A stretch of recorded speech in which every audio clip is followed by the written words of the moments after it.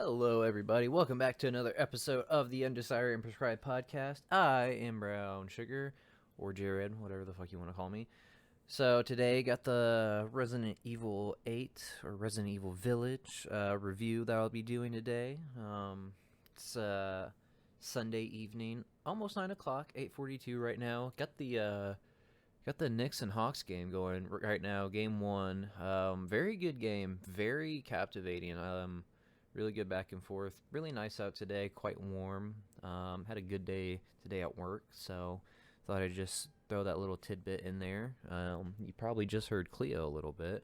Cleo's birthday was Saturday. She turned 2, and I'll be coming up on the 2-year anniversary that I got her here soon. But that's just a little bit of a rundown of things and how they've been the past few days or so. So getting into the Resident Evil 8. So the way that I'm gonna do this, I'm gonna actually have like a review of the game. So I'm gonna do my best to not do any spoilers. So I'm gonna say the next couple parts should be spoiler free. And then at the very end, I'll give a disclaimer saying this part's going to be spoiler filled because I'd rather go a little bit more in depth about the story and whatnot without giving like too much, without like giving away, like, in case people really value my opinion on a video game and I'm somehow the deciding factor between somebody picking up Resident Evil 8 or not. Which if I am, that's actually pretty dope. Please let me know. But if you don't want me to have that, inflate my ego that much, I understand that as well. But I highly doubt that's going to be the case for anybody. But I'll just hop right into it. So overall, getting into the game. Well, I guess I should start off with, like, if you're unfamiliar with the game, like, whatsoever. So Resident Evil 8 Village picks up a few years after the events of Resident Evil 7 Biohazard, which that was a really good game. I finally got around to playing it just a couple months ago. Came free on the Game Pass. And I tell people this, I recently just got into the Resident Evil series. Like, I've played games before by them. I've never really been into them up until the Resident Evil 2 remake, because I played the demo for that, and then once I played that demo, I was like, holy shit, if this is like a Resident Evil game, I'm definitely going to like get this game when it comes out, because that's probably like the most, like, I've never played any of the original Resident Evil games. Like, I played like the shitty spinoff, like Operation Raccoon City, the fucking on-rail shooter for the Wii, and then like the more actiony based Resident Evil 5 and 6, but Resident Evil 2 and the remake, and then 7, Biohazard, and Village are way different than the Resident Evils that I like been exposed to, like when I was first getting like exposed to the series. So getting back into it, Resident Evil Village picks up after Biohazard. A couple years after that, Chris kills your wife. And this part's not a spoiler or anything like that. This is literally what they say, like expose you to in the trailers and shit like that. But Chris Redfield, iconic character from the first game, and is like throughout the series is like a main protagonist. So got some villainous ways, kidnapping you and your daughter, killing your wife. Then you end up in a literal village, and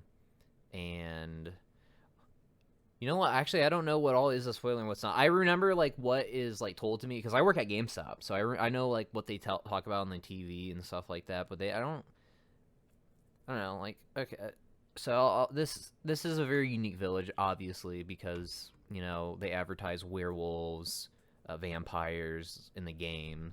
We all know the near 10-foot tall Lady Dimitrescu. I think I know her like first name's like Altante or Alicia. I don't fucking know. The big titty vampire lady, like that's where like a lot of the big hype on the game was, and her smoking hot daughters. So it's, like I said, it's a very unique village where they're surrounded by them. But when you first get into this village, after you were kidnapped by Chris and his people, the vehicle gets crashed, and you end up in this village, and they're being attacked by lycans, or werewolves as people would know them as.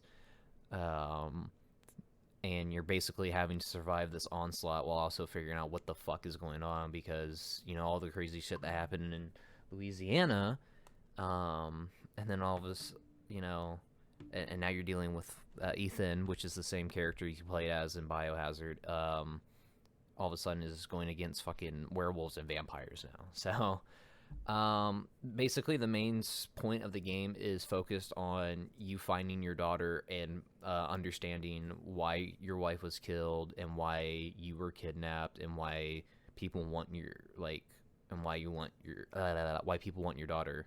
So that's like the main basis of the story, is just essentially father wants to get their daughter back.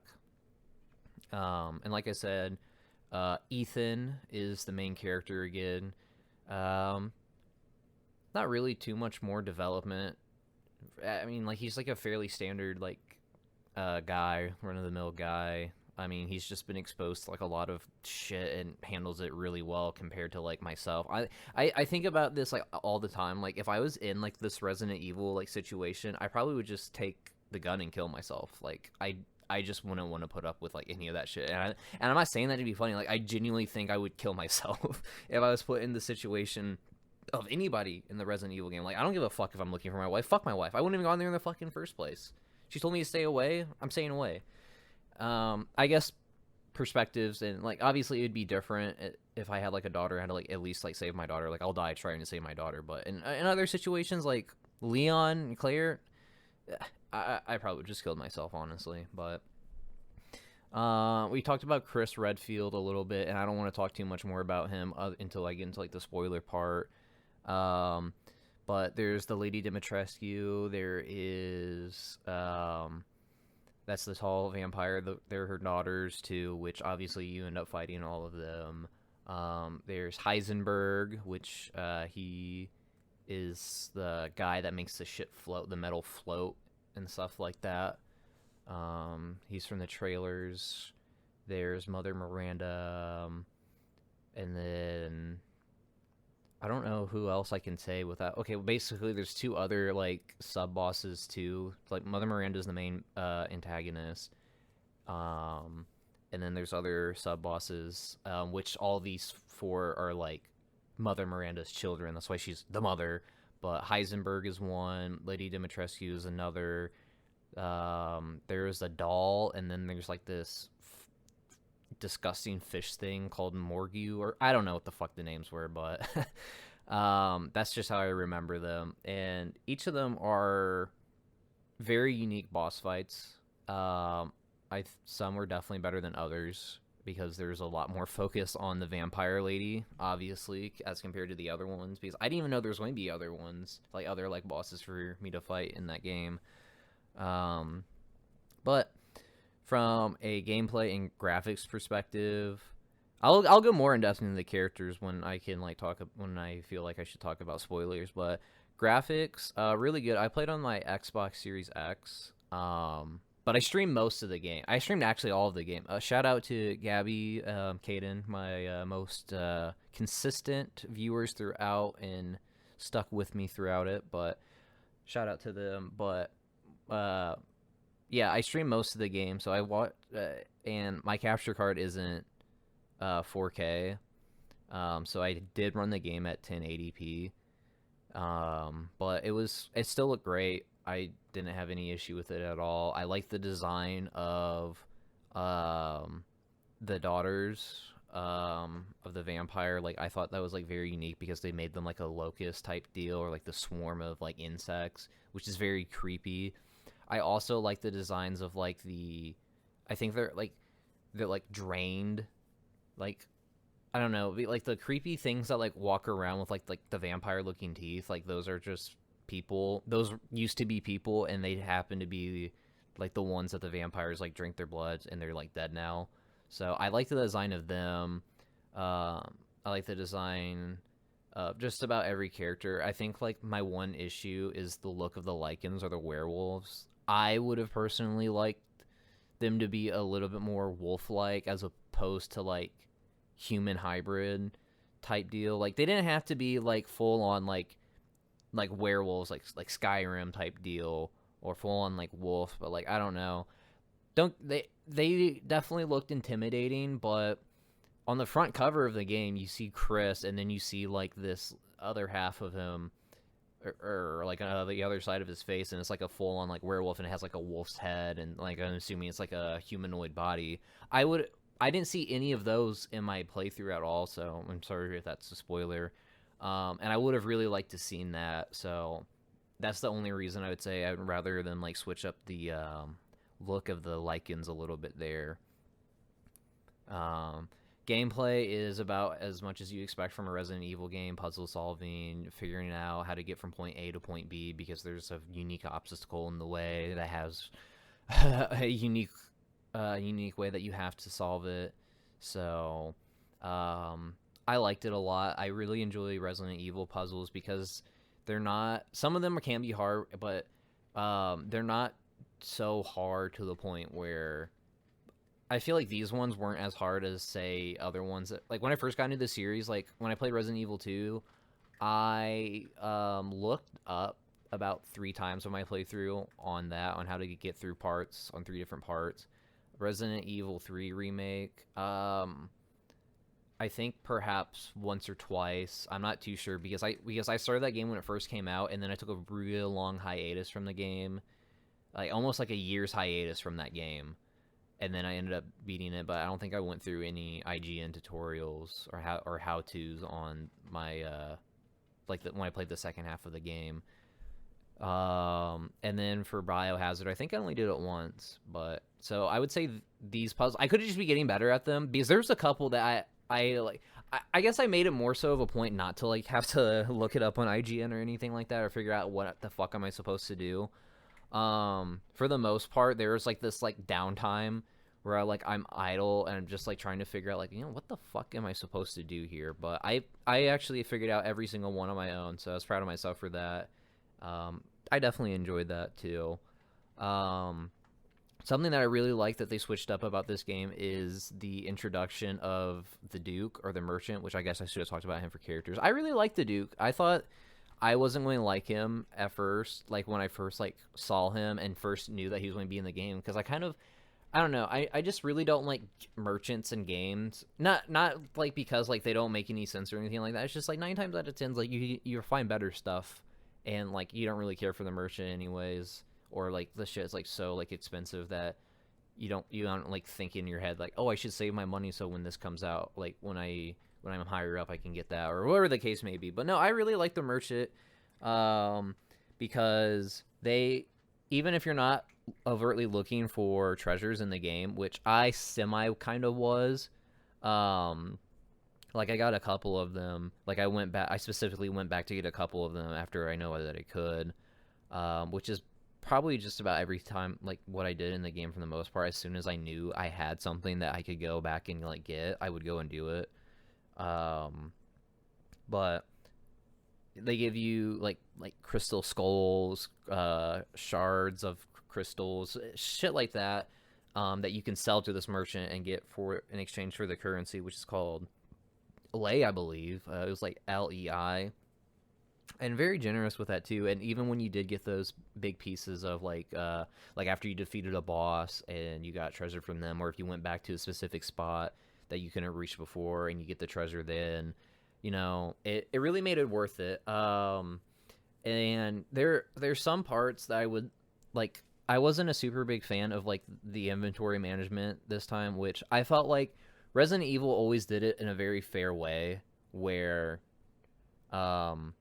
they give you like a certain amount, but you can always find like hip pouches or like a backpack, whatever the case may be. You can expand your inventory, that way you can carry more. But you also had like this universal crate for your inventory. So say I could like store like my pistol, or like I found like a bunch of extra ammo or extra green herbs, like I could just like store all that stuff in my inventory, and then like my universal inventory crate, and then when I get back to it, I can just take that stuff out when I need it. That wasn't in this game, and that's okay. I think it would have been okay if I would have been able to like get rid of like weapons and stuff like that. Like I don't know if I just whiffed on this entirely, but like like once you got like a gun, you couldn't like get rid of it. Like you couldn't sell like correct me if I'm wrong, but you couldn't sell it. But I know you couldn't like discard it either because there was like some certain points in the game where I had to like take like a few minutes out to organize my inventory just so I can get like the specific like things in the specific area right. That could have just been me like not paying like too much attention, but like I couldn't like discard like the first pistol and the first shotgun, and then you can like go on to like you find like a better shotgun, and then you can purchase a shotgun. Um, but I don't know. I didn't like how you couldn't discard that because I just felt like that just like took up inventory space, and you literally can't do anything about that. So that's one knock I would take away, like take on the gameplay perspective. Um, Boss fights really well done. I would say that um, the first boss fight definitely feels just like a classic Resident Evil boss fight. But then the next two with the doll and then the fish person, they felt very unique as well. That like that not as well. I mean, like they felt very unique as in terms of like I felt like we haven't like seen like too much of this in a Resident Evil game, specifically for the doll. I wouldn't even say like she was really much of a boss fight. I guess technically it is because the boss fight there is playing hide and seek and you have to find the doll.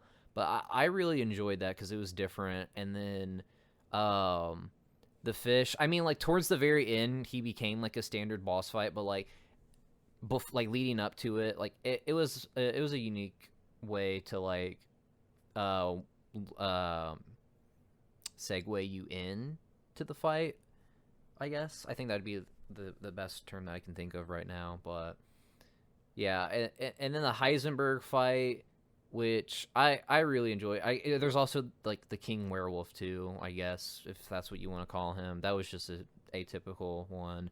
And then the Heisenberg fight was just like your big climactic, like over the top boss fight because you get like a fucking tank, which it was really fun. I enjoyed it a lot. And then the final boss fight with Mother Miranda, I think that one is kind of unique, but I think it's just like another just like atypical like boss fight, but there's just some elements to it that I don't recall doing in a Resident Evil game before. But like I said, I think the boss fights in the game were really well done. Gameplay was pretty smooth, other than like inventory management. I really like the use of the merchant as well. You can use them to like sell things, buy things, upgrade your weapons, and then there's even this point where you can cook food that would permanently increase like your health and stuff like that. So it made doing side missions or paying attention to like the little details like all around very very nice, or very very worth it too, just so you could get that like extra tiny health boost, or how it could have been moderate too depending on what meals you cooked. But I don't know, I really liked it, and I think this is like a well-received Resident Evil game. I'm excited to see what they're going to do next. Another factor that I base this into is the replayability effect, or the replayability factor into it, which so far I've recent like before 8 came out, I replayed Resident Evil 2. And I know the desire for me to replay this is definitely going to come. It's not going to come for a little while, I'm sure of it. Because it's been like a solid like 2 years since I had played Resident Evil 2.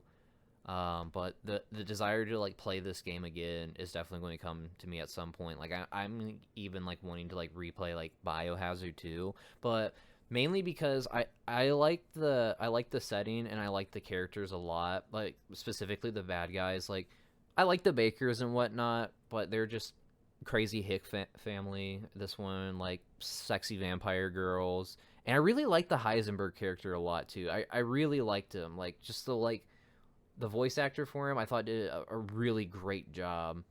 And I just really enjoyed the characters in this one. They seemed a lot more entertaining to me.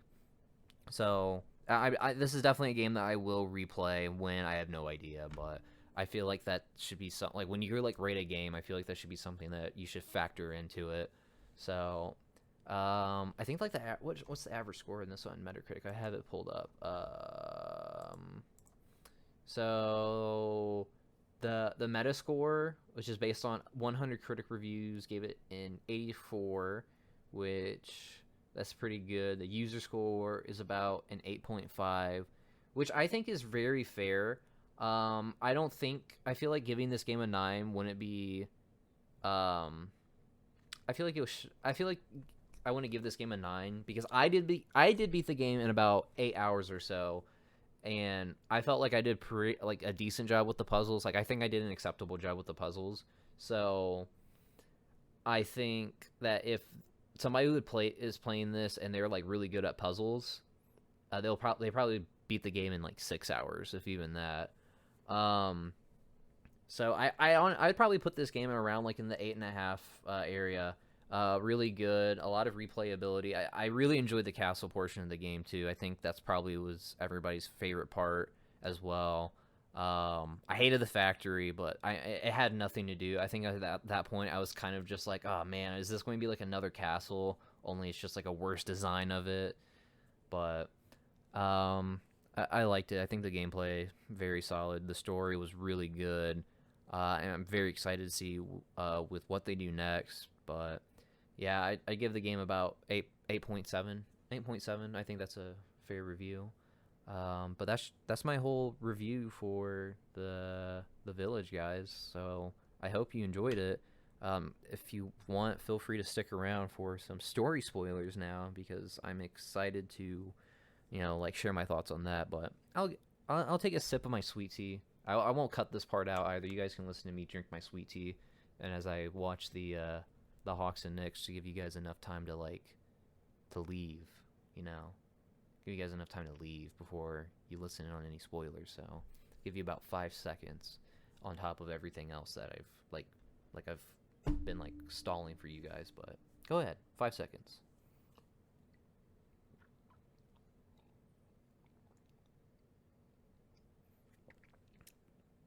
All right, there's some good sweet tea. Kroger's sweet tea. Kroger's sweetened iced tea.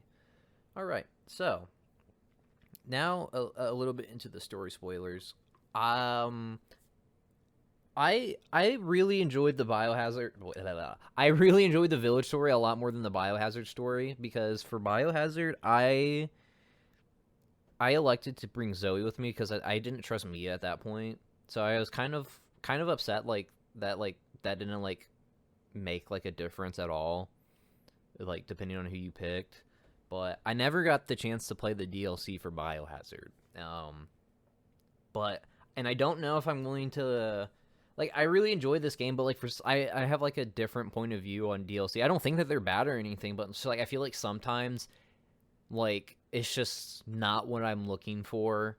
It's just gives me a chance to play this game and not really expand on the story too much, because companies now, they face so much backlash for DLC, and obviously if it progresses the Resident Evil story in any way, any major ways, there's going to be some backlash for that. But I don't know. I'm undecided, and maybe I do, maybe I won't. Neither here nor there, but. So from the get-go, I knew that Chris wasn't going to be a bad guy, because it's Chris Redfield. He can't just all of a sudden just now be a good guy or a bad guy. And I figured his whole thing was, I didn't have enough time to tell you, but so you figured out that the Mia that he shot wasn't your Mia. Your Mia is actually kidnapped by Mother Miranda, and that's Mother Miranda taking the form of Mia, and Chris and his squad knows about it, so she fuck it. They fucking unload on her and quote, they think they kill her, and then they kidnap Ethan and Rose, which is your daughter.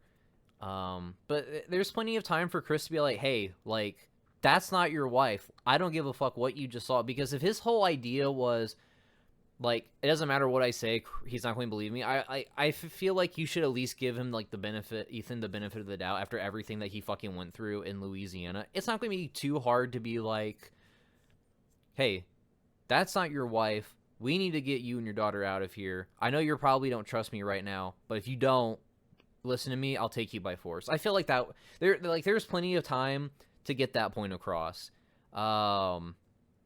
I didn't like how it came all the way at the very end of the game. And it confirmed like my suspicion too, because you get to this point where you come across Chris again, and then just like his whole reaction to like, I think it was like during like the fish guy, he's like swimming towards and like destroys like this bridge that you two are on, and the way that he says, "Ethan, look out," and like pushes you out of the way, like it was like sentimental, like he was like genuinely like trying to like save you and not like any other like nefarious purpose behind it. So like at that point I was like, okay, yeah, he's definitely like not a bad guy. Like I already thought that from the get-go. Now my initial thinking had to do everything with the game cover, and on the front with like Chris's face and then like the wolf's face, and it's like half and half. So I thought, Chris is going to be one of these Lycans. I thought he was going to be that main wolf,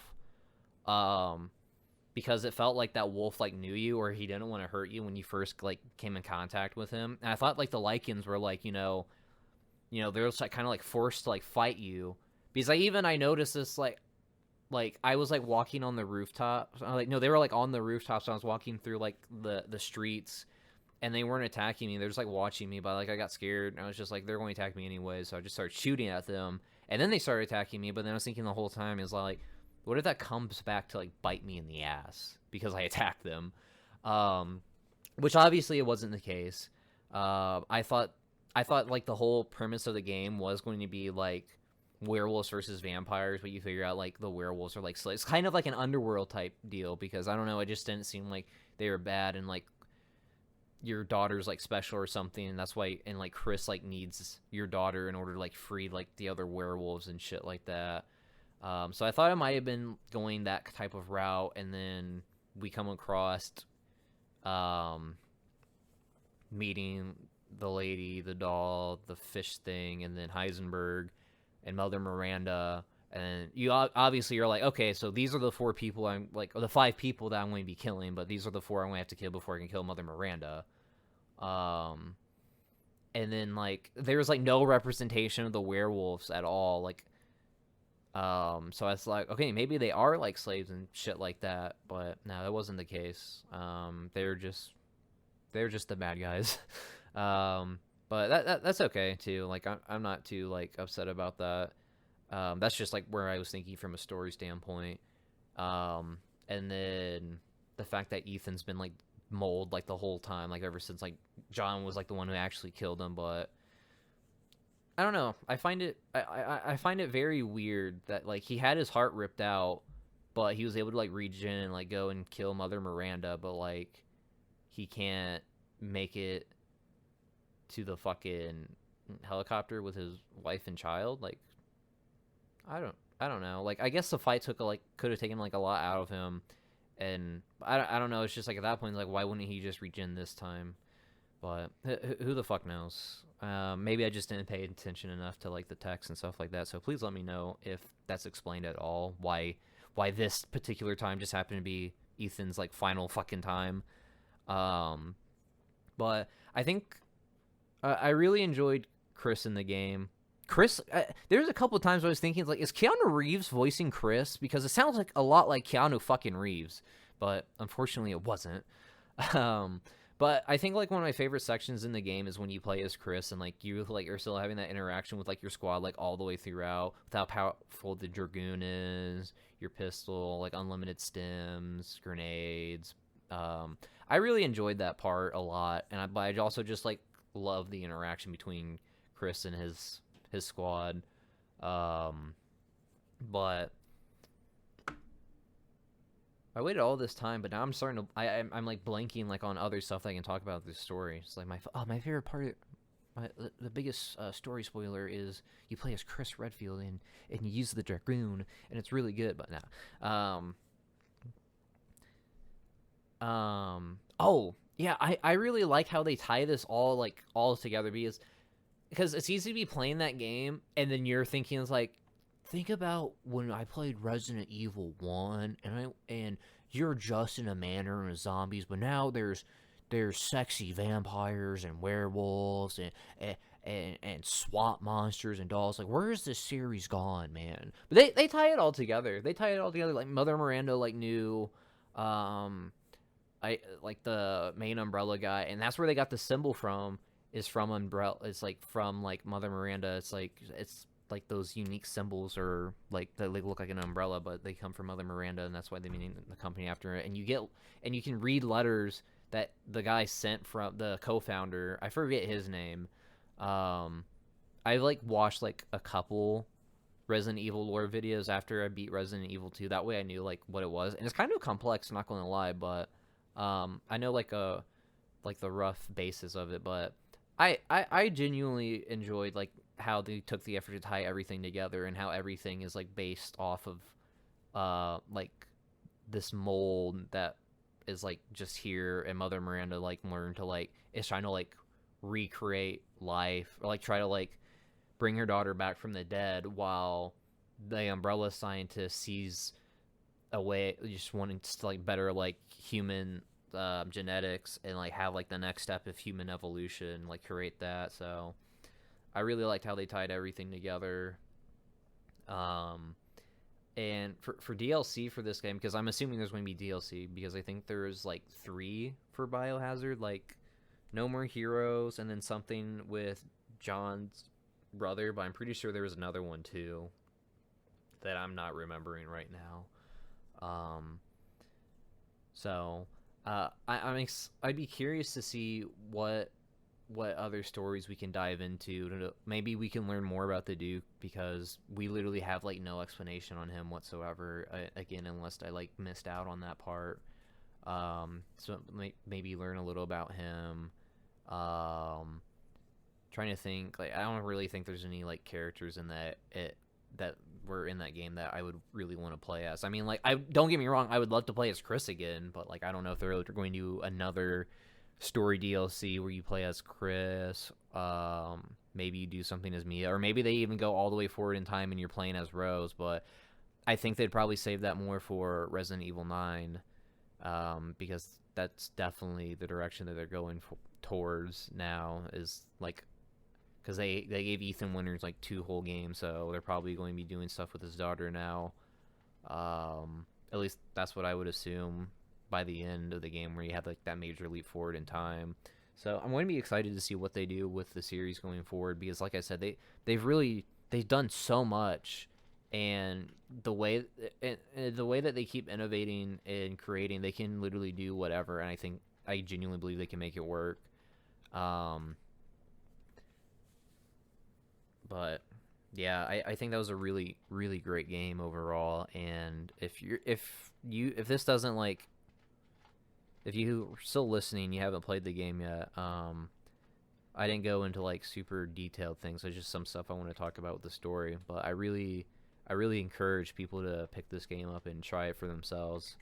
I'm not big into horror, but this game would probably just give you like uncomfortable sense of vibes from time to time, and then like there'll be like some like images that are like kind of fucking disturbing and gross, like the fucking giant fetus that was like following you around with like slime, and there was some jump scares obviously. But I really think it's a great game to play. I think Resident Evil is like gaming royalty by this point, because it's just like a long running series from like the late 90s all the way to like the early 20s, like 2020s, and it's definitely going to be going further into that too. Like, we're definitely going to see more the advancement of Resident Evil like in this console generation, like I guarantee it.